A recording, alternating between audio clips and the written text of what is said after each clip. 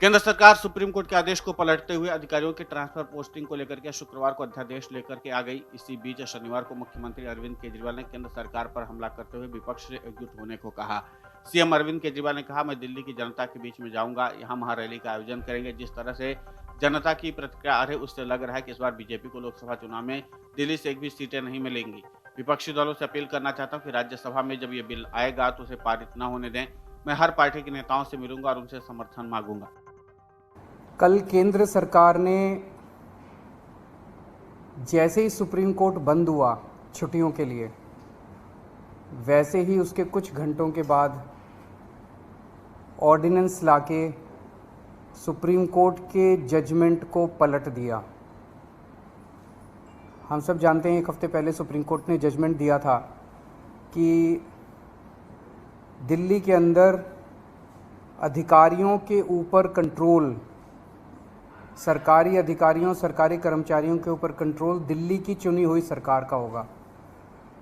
Supreme court ने यहाँ तक बोला था कि अगर किसी अफसर को ये पता है कि उसका मंत्री उसको उसका कुछ नहीं बिगाड़ सकता, तो वो अफसर मंत्री की क्यों सुनेगा। ये वो कोर्ट के ऑर्डर में लिखा है। तो इसीलिए कोई भी जिम्मेदार सरकार चलाने के लिए ये ज़रूरी है कि अफसरशाही और कर्मचारी जो हैं वो सीधे सीधे चुनी हुई सरकार के अंडर में आएँ।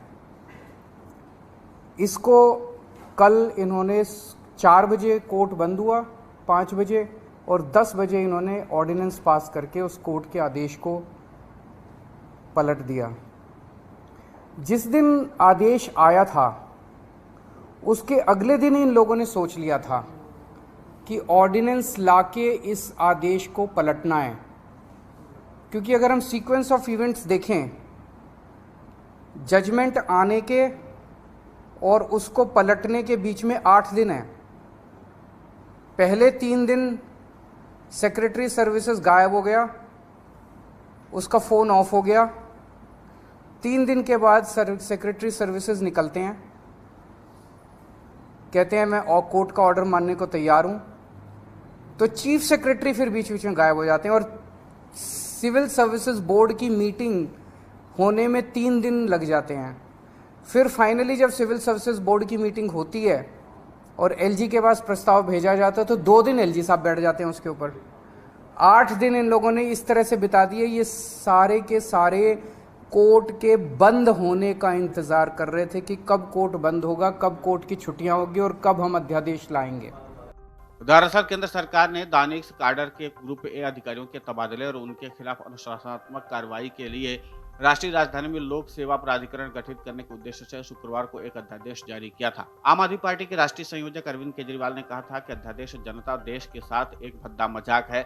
ऐसा लगता है कि केंद्र की सरकार सुप्रीम कोर्ट को सीधे चुनौती दे रही है। आप कुछ भी आदेश दें, हम उस पर अध्यादेश ला करके पलट देंगे। ये चुनौती है कि अगर बीजेपी के अलावा किसी और पार्टी को चुनोगे तो हम उसे काम नहीं करने देंगे। केजरीवाल ने कहा कि सेवाओं पर केंद्र का अध्यादेश असंवैधानिक और लोकतंत्र के खिलाफ है। इसको लेकर के हम सुप्रीम कोर्ट का रुख करेंगे। अध्यादेश कोर्ट की सीधी अवमानना है। हमारी सरकार के काम में बाधा डालना चाहते हैं। बता दें कि सुप्रीम कोर्ट ने दिल्ली में पुलिस, कानून व्यवस्था और भूमि को छोड़ करके अन्य सभी सेवाओं का नियंत्रण दिल्ली सरकार को सौंप दिया था। कोर्ट ने कहा था कि दिल्ली के अधिकारियों की ट्रांसफर पोस्टिंग का अधिकार केजरीवाल सरकार के पास है। Video desk अमरउजाला.com। मन से उजाला कर चले, मन से उजाला कर चले, एक अमर उजाला कर